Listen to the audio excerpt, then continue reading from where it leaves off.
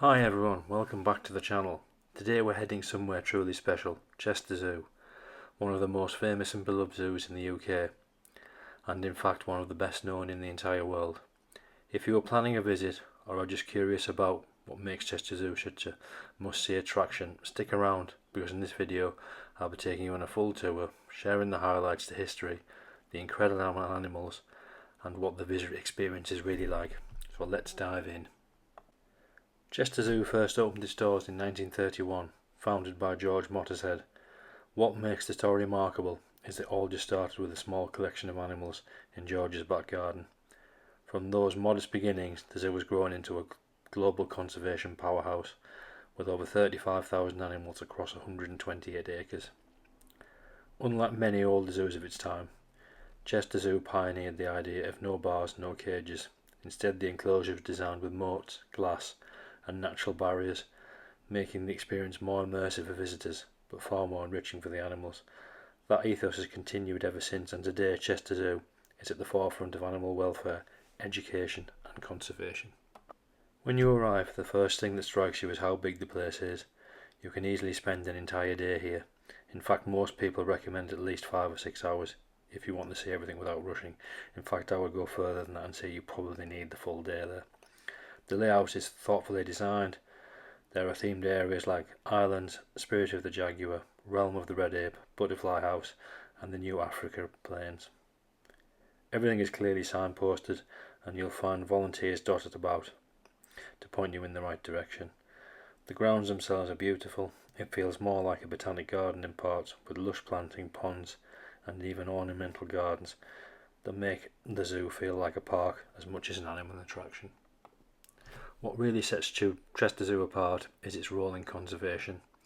The zoo doesn't just showcase animals, it is actively involved in protecting them worldwide. Projects include saving Asian elephants in India, working on sustainable farming in Madagascar, and protecting endangered frogs in Central America. Closer to home, Chester Zoo plays a big role in native wildlife conservation, from monitoring UK species to promoting wildlife planting and pollinator species. So when you buy a ticket, you're not just enjoying a day out, you're supporting vital conservation work. Now, what's it like to actually visit as a guest? First off, accessibility is excellent. Paths are wide and mostly flat, and suitable for wheelchairs and pushchairs. There are several restaurants and cafes around the zoo, offering everything from hot meals to snacks. Prices are fairly typical for a major attraction, but you also are welcome to bring your own picnic, and there are plenty of areas to sit and eat. I would probably recommend doing this as the food is rather expensive and it isn't the greatest quality, so if you're on a budget, bringing your own picnic's probably the best thing to do.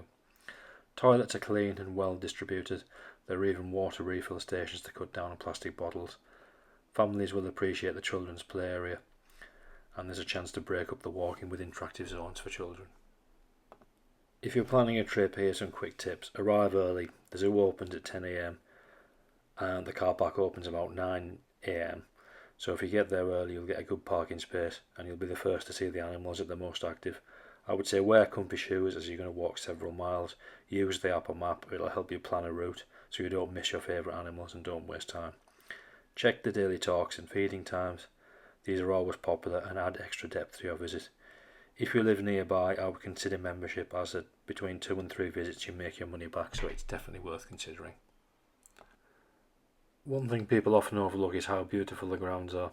It's not just enclosures, there are landscape gardens, water features, and even themed planting to match the habitats.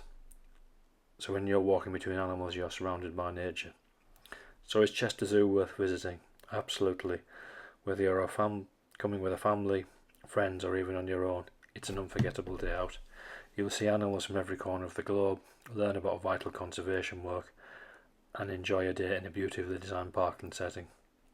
It's no wonder Chester Zoo consistently ranks as one of the UK's top animal attractions, and after spending a few days here, it's easy to see why. That's my review of Chester Zoo. I hope you found it helpful. If you enjoyed this video, don't forget to hit the like button, subscribe to the channel for more reviews.